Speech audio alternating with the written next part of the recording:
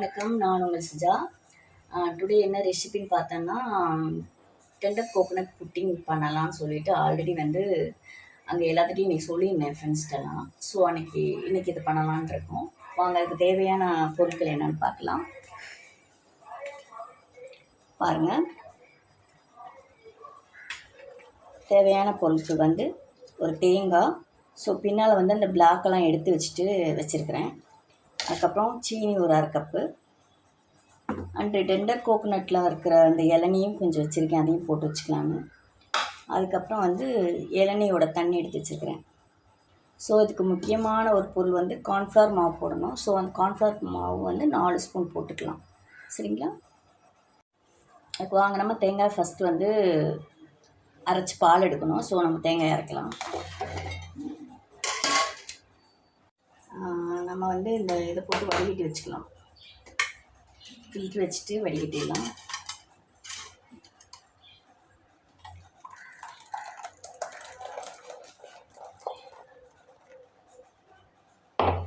கை கழுவிட்டு அது கொஞ்சம் புரிஞ்சு நல்லா எடுக்கணும்.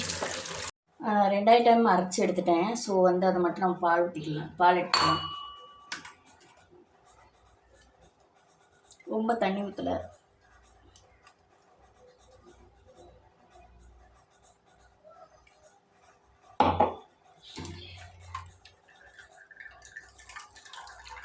இது இன்னும் வந்து வெளியில் வேஸ்ட்டு தான்.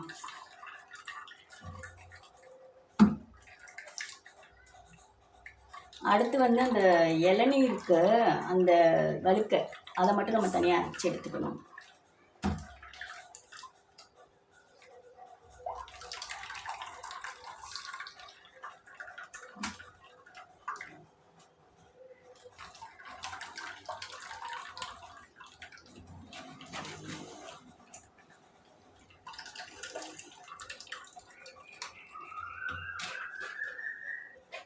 வாங்க, நம்ம இந்த கார்ன்ஃப்ளவர் மாவு கரைச்சி அதில் ஊற்றிக்குவோம். கரைக்கிறதுக்கு வந்து தண்ணி வேறு எடுக்க வேண்டாம். ஸோ நம்ம வந்து இதுலேருந்தே கொஞ்சம் ஸ்பூன் எடுத்துக்கலாம். பாருங்கள், வெள்ளையாக இருக்குது, இவ்வளோ வெள்ளையாக இருக்குன்னு.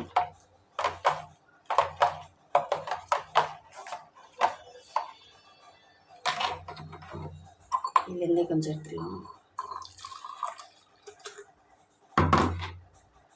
காட்டி போட்டுக்கலாம். அன்றைக்கி நான் ஹாஸ்பிட்டலில் சாப்பிட்டது வந்து கொஞ்சம் இனிப்பு இருந்த மாதிரி இருந்துச்சு எனக்கு.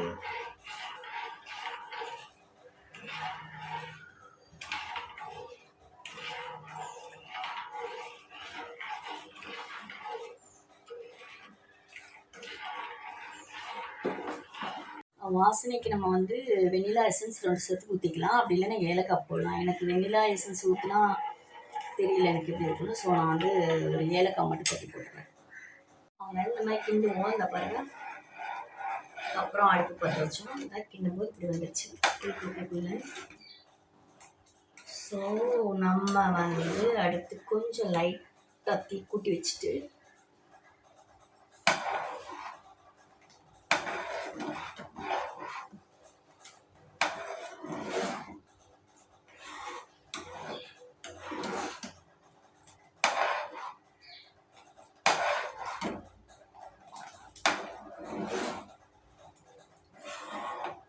ரெடி ஆகிட்டு பாருங்க.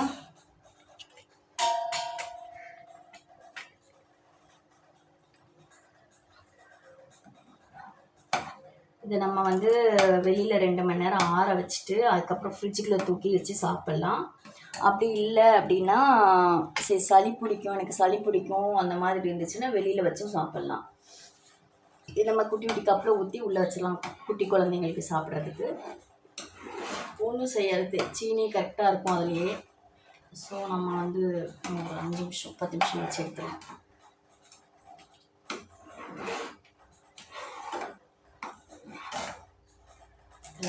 நல்லா கொதிக்க விட்டுட்டு, ஆனால் கைவிடாமல் கிண்டிகிட்டு இருக்கணும். இது பக்கத்துலேயே நிற்கணும்.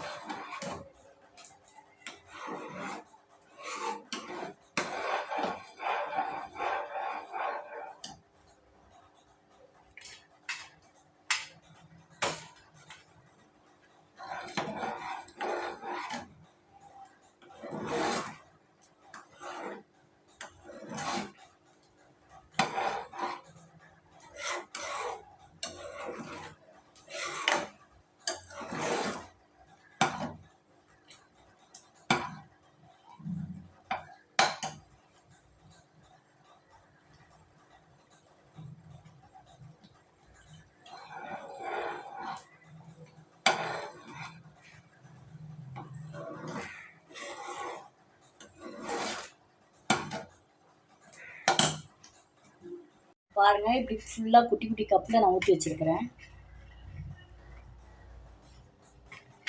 இப்படி ஊற்றி ஆற வச்சிடணும். அது ஒரு 1 ஹவர் ஆறட்டும். எனக்கு டூட்டிக்கு டைம் ஆச்சு. நான் 1 ஹவருக்குள்ளே எடுத்து ஃப்ரிட்ஜில் வச்சிடலாம் ஆறணுன்னு. ஓகே, பாய்ங்க.